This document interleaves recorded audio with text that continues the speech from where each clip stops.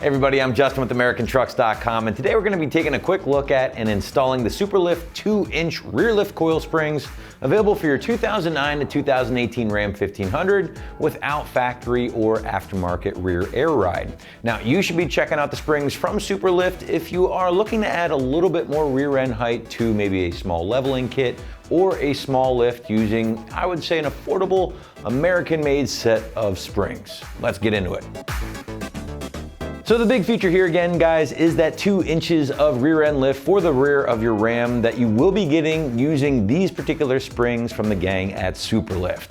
Now, if you didn't know, Superlift is certainly one of the OGs in the lift world, and they've been around since 1975, still cranking out some very solid stuff to this day. In fact, I have a 6-inch Superlift kit on my personal truck at home. Zero complaints whatsoever, but that's neither here nor there. Why would you want to add these particular springs to the rear of your rig? Well, like I mentioned earlier, maybe you've already added a small or big leveling kit or a smaller lift, and you find the ride height just really isn't where you'd like it to be. Maybe you want to add a little bit more of that factory rake back into the equation, or maybe you're just getting a lot of squat while hauling or towing heavy.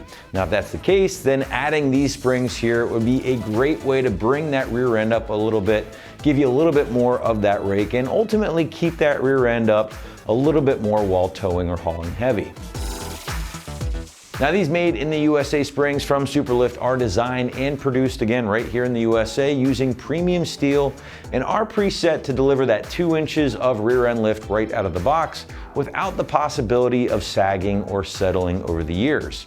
Now, while Superlift doesn't deliver any specific spring rates for these Ram springs, they do go on to say that the ride quality will be very comfortable and on par with the stock ride, which leads me to believe that the rate changes from the stock springs are going to be minimal at best. And that's really not a bad thing because, again, you don't want to go too firm. It can get a bit bouncy and the rear end can get a bit unsettled going over some uneven road or bumps in the pavement.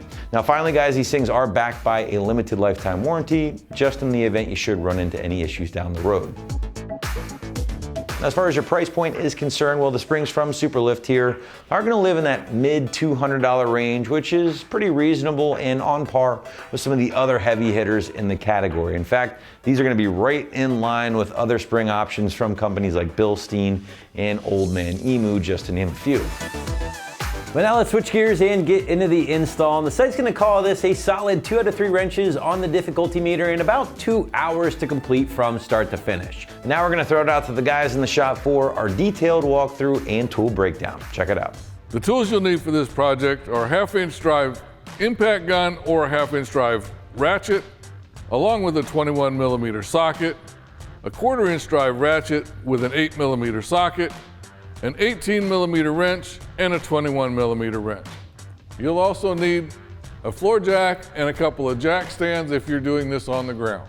Hi everyone, today we're installing a set of rear coil springs on our Ram, but first let's watch a short video on how to uninstall the stock springs. All right, to kick off the uninstall in the rear, we've got our Ram up in the air, and I have 2 pole jacks supporting our rear axle. Now, if you're working on the ground, you'll want a hydraulic jack under the pumpkin or the differential, or you can put 2 hydraulic jacks, one on both sides of the differential. Now, that's gonna help support the weight. As we disconnect some suspension components, that's gonna hold that up, and then we'll slowly lower both sides down to release the tension on the spring in order to insert our leveling kit. Now, with that out of the way, I have an 18mm ratcheting wrench, which is gonna go a long way to help us get this off. And I also have a 1/4-inch ratchet with an 8mm socket. I'm gonna first focus on disconnecting our sway bar end link. Now, I'm not gonna disconnect the side connecting it to the frame. I'm gonna disconnect the sway bar from the end link. That's an 8mm nut. Now, the reason I have both of these in my hand is because once I start loosening this up, the entire stud likes to spin.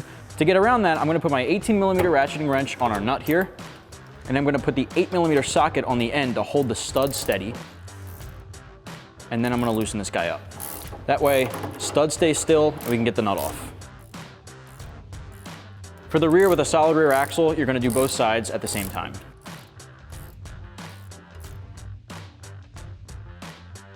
Take it off by hand. Now what I like to do is once that's disconnected, hold the end link out. What I like to do is just put the nut on the end just so we don't lose it. So now we're gonna do this on the other side.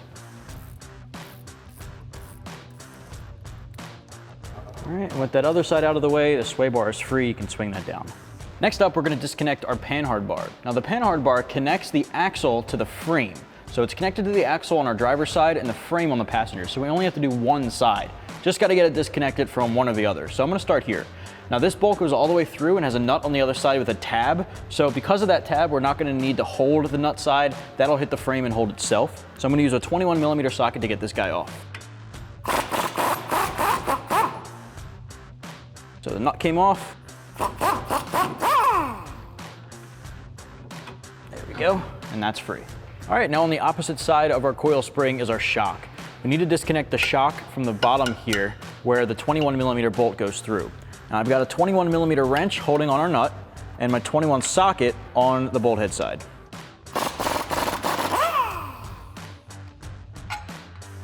All right, so now we can just repeat that on the other side to tackle the shock bolt.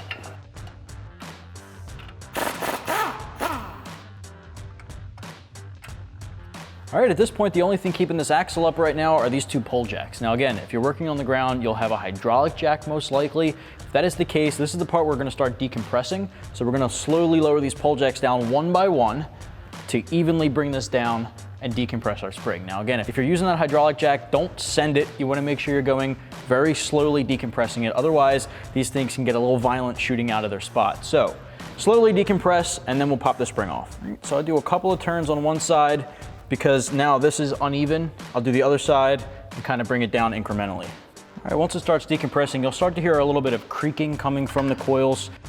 That's letting you know it's close to fully decompressed, and you just saw it fall out. So this guy's completely loose, and we're good to bring her down. Same thing on the other side. Once you can twist it, there's no more pressure or tension on it. So now at this point, we're just bringing it down low enough that we can get the spring actually out. All right, there you have it. All right, next step here, we're gonna get our spring out of place. And that rubber isolator at the top looks like this. Just wanna make sure that's still here. Now, because our new springs are a little bit taller and a little bit thicker, I highly recommend that you get yourself a buddy to help pull down on the axle to give us the clearance to be able to install this spring. So let's go ahead and get that done. So we'll put this up into place. Make sure, of course, that you reuse the rubber isolator on the top of the spring. Go ahead and set that up into place. And now you can pull down on the rear diff to get the clearance.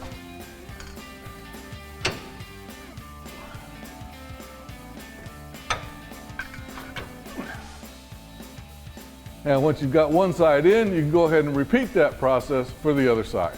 Now, once you've got both your springs in, you may need a second floor jack to help raise the driver's side of the axle up just a little bit higher than the passenger side so that you can get your panhard bar lined up and get that bolt installed.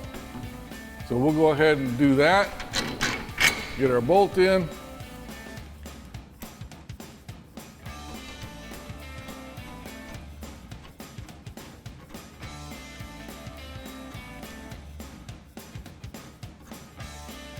Now you don't need to tighten it down quite yet. We'll go ahead and install our shocks first, and then we'll tighten our sway bar, and then we'll tighten everything up. Now you can go ahead and continue raising up the driver's side of the differential till it lines up with your lower shock mount bolt, and we'll go ahead and get that installed.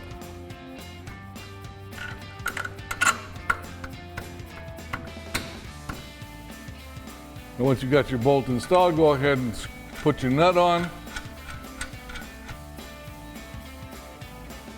And then we'll go ahead and lower this down and install the shock bolt on the other side.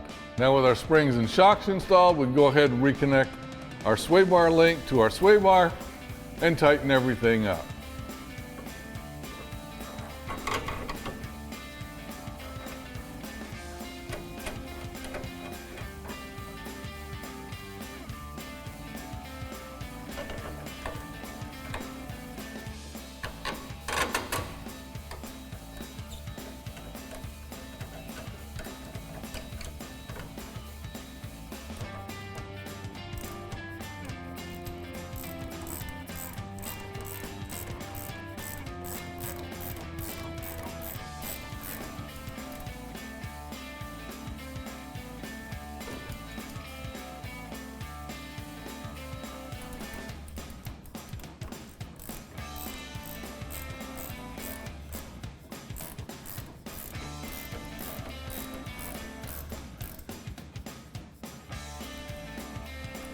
Now that we've got everything reconnected, you can go through and torque everything down to factory recommended specifications, put your tires and wheels back on, go ahead and lower it down, and you're ready to go. And that wraps up our review and install of the SuperLift 2-inch rear lift coil springs for your 09 to 18 Ram 1500 without air ride. Thanks for watching, and remember, for all things Ram, keep it right here at AmericanTrucks.com.